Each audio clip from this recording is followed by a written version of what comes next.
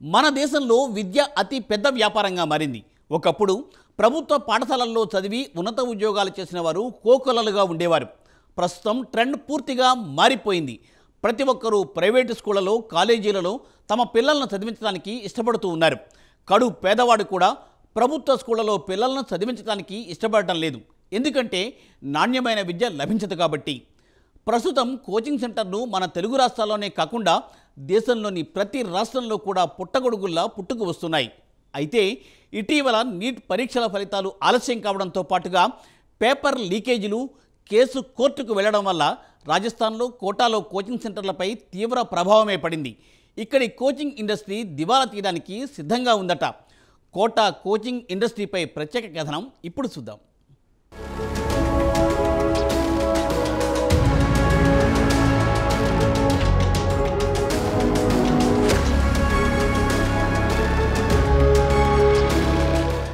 ప్రస్తుతం మన దేశంలో అత్యుత్తమ వ్యాపారం ఏదంటే విద్యే అని చెప్పవచ్చు.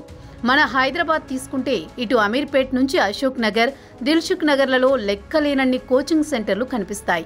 తెలుగు రాష్ట్రాలకు చెందిన విద్యార్థులే కాకుండా ఇతర రాష్ట్రాలకు చెందిన విద్యార్థులు కూడా ఇక్కడ ఐటీ, ఐఏఎస్, సిఏ కోచింగ్కు వస్తుంటారు. ఇదంతా ఒకెత్తైతే ఈ రంగంపై ఆధారపడి ఎంతో మంది ఉపాధి పొందుతున్నారు. కోచింగ్ సెంటర్లో చదువు చెప్పే ఫ్యాకల్టీని పక్కన పెడితే విద్యార్థుల కోసం హాస్టల్ చుట్టుపక్కల మెస్లు, స్టేషనరీ షాపులు ఇలా లెక్కలేనన్ని చిన్న చితిక వ్యాపారాలు పుట్టగొడుగులా పుట్టుకు వస్తాయి. వారికి ఉపాధి కల్పిస్తూ ఉంటాయి.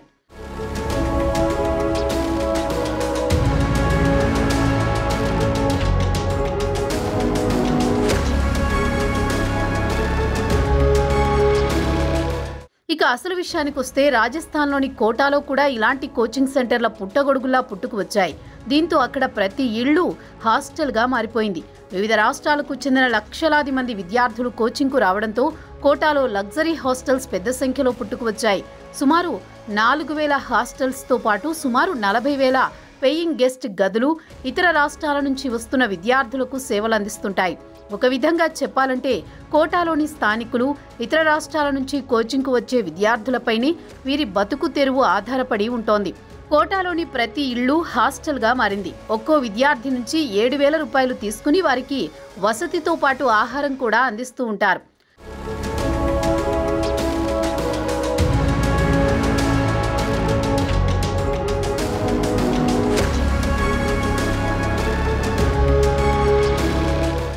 జేఈఈ, నీట్ కోచింగ్కు రాజస్థాన్లోని కోటా నగరం హబ్గా మారింది. దేశంలోని వివిధ రాష్ట్రాల నుంచి ఇక్కడికి కోచింగ్కు వచ్చి మంచి ర్యాంక్ సంపాదించి దేశంలో టాప్ ఇంజనీరింగ్, మెడికల్ ఇన్స్టిట్యూట్లలో సీటు సంపాదించాలని కలలు కంటూ ఇక్కడికి వచ్చి కోచింగ్ తీసుకుంటారు. దీంతో ఈ పట్టణంలో ఉండే ప్రతి ఇళ్లు హాస్టల్గా మారాయి. విద్యార్థుల కోసం ప్రత్యేకంగా లగ్జరీ హాస్టల్ ప్రాజెక్టులు పుట్టగొడుగులా పుట్టుకొచ్చాయి. సుమారు 1,500 కోట్ల విలువ చేసే ప్రాజెక్టుల ఉనికి ప్రస్తుతం ప్రశ్నార్థకంగా మారింది. ప్రస్తుతం సుమారు 300 బిల్డింగ్లపై టూలెట్ లేదా ఫర్ సేల్ బోర్డులు కనిపిస్తున్నాయి. గత 5 సంవత్సరాల నుంచి ఇక్కడ పెద్ద ఎత్తున ఊపందుకున్న వ్యాపారాలు ప్రస్తుతం పూర్తిగా క్షీణించిపోయాయి. రాజస్థాన్ ప్రభుత్వం కేటాయించిన ఈ ఎడ్యుకేషన్ జోన్కు ఇతర ప్రాంతాల నుంచి వచ్చి పెద్ద ఎత్తున కోచింగ్ సెంటర్లు ప్రారంభించారు.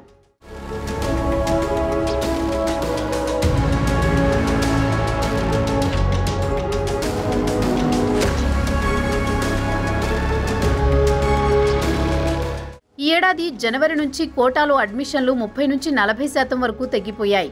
వాస్తవానికి ప్రతి ఏడాది ఇక్కడికి సుమారు 2 లక్షల మంది విద్యార్థులు జేఈఈ, నీట్ కోచింగ్కు వస్తుంటారు. ఇక్కడి అలెన్ కెరీర్ ఇన్స్టిట్యూట్ను తీసుకుంటే గత ఏడాది 1,25,000 మంది విద్యార్థులు అడ్మిషన్ తీసుకుంటే ఈ ఏడాది కేవలం 82,000 మంది విద్యార్థులే అడ్మిషన్ తీసుకున్నారు. ఇదే కోటాలో రిసోనెన్స్ విషయానికి వస్తే గత ఏడాది 8,800 అడ్మిషన్లు నమోదైతే ఈ ఏడాది 7,000 అడ్మిషన్లు మాత్రమే నమోదయ్యాయి. విద్యార్థులను అవసరాలను తీర్చేందుకు ఇక్కడ సుమారు 4,000 హాస్టల్స్, 40,000 పేయింగ్ గెస్ట్లు అందుబాటులో ఉన్నారు. వీరి బతుకు తెరువు అంతా విద్యార్థులపైనే ఆధారపడి ఉంటోంది. నెలకు 3 లక్షల వరకు వచ్చే ఆదాయం ఈ ఏడాది నెలకు 30,000 రూపాయలతో సరిపెట్టుకోవాల్సి వస్తోందని స్థానిక హాస్టల్ యజమాని ఒకరు ఆవేదన వ్యక్తం చేశాడు.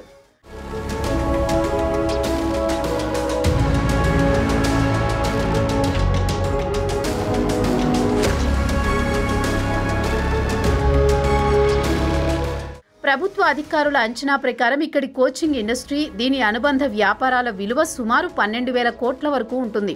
ప్రతి విద్యార్థి ఏడాది ₹1,00,000 వరకు కోచింగ్ సెంటర్కు ఫీజు చెల్లిస్తాడు. దీంతో పాటు అదనంగా బోర్డింగ్, లాడ్జింగ్ ఖర్చులు ఉంటాయి. కోటా విద్యార్థుల సంఖ్య తగ్గేసరికి ఇక్కడి వ్యాపారాలపై దాని ప్రభావం దారుణంగా పడింది. గతంలో ఇక్కడ షాపు కావాలంటే నెలకు ₹30,000 చెల్లించాల్సిందే. ప్రస్తుతం షాపు అద్దెలు 50% పడిపోయాయి. విద్యార్థుల సంఖ్య తగ్గడంతో వ్యాపారాలు లేక షాపులు మూతపడ్డాయి. కోటా జిల్లా కలెక్టర్ రవీంద్ర గోస్వామి కూడా తాజా పరిణామాలపై ఆందోళన వ్యక్తం చేశారు. విద్యార్థుల సంఖ్య తగ్గడంతో నగర ఆర్థిక వ్యవస్థపై తీవ్ర ప్రభావం పడిందని చెప్పారు. నగరంలో 70% ఆర్థిక వ్యవస్థ కోచింగ్ సెంటర్లపై ఆధారపడి ఉందన్నారు. ఈ రంగంపై టీచర్లు, పనివారు, దుకాణదారులు, కూలీలు ప్రతి ఒక్కరూ ప్రత్యక్షంగా లేదా పరోక్షంగా ఆధారపడి జీవిస్తున్నారని ఆయన వివరించారు.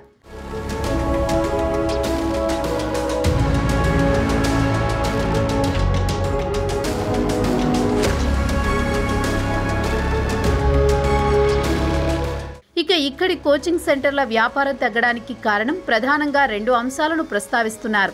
ఒకటి, నీట్ పరీక్షల ఫలితాలు ఆలస్యం కావడం. రెండోది, నీట్ పేపర్ లీక్ తర్వాత ఈ కేసు కోర్టుకెక్కడం. ఇక్కడి పలు కోచింగ్ సెంటర్లు ఇతర రాష్ట్రాలకు తరలిపోవడం. దీంతో పాటు కేంద్ర ప్రభుత్వం 16 ఏళ్ల కంటే తక్కువ వయసు వారికి కోచింగ్ ఇవ్వరాదని ఆదేశాలు జారీ చేయడం. గతంలో 10వ తరగతి కూడా పాస్ కాని వారు కూడా వచ్చి కోచింగ్ తీసుకునేవారు. అలాగే 6వ తరగతి విద్యార్థి కోటాకు వచ్చి నీట్, జేఈఈ కోచింగ్ తీసుకునేవారు.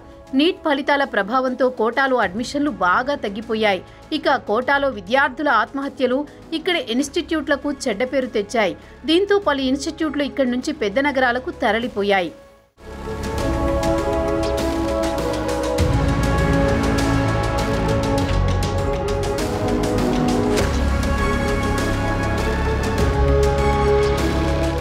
నీట్ పేపర్ లీక్ కావడం, ఫలితాలు జాప్యం కావడం, కోచింగ్, ఇతర రాష్ట్రాల నుంచి వచ్చిన విద్యార్థులు ఒత్తిడి తట్టుకోలేక ఆత్మహత్యలకు పాల్పడడం, ఇతర అంశాలు కలిసి కోటా కోచింగ్ ఇండస్ట్రీస్ని నిట్ట నిలువున ముంచేశాయి.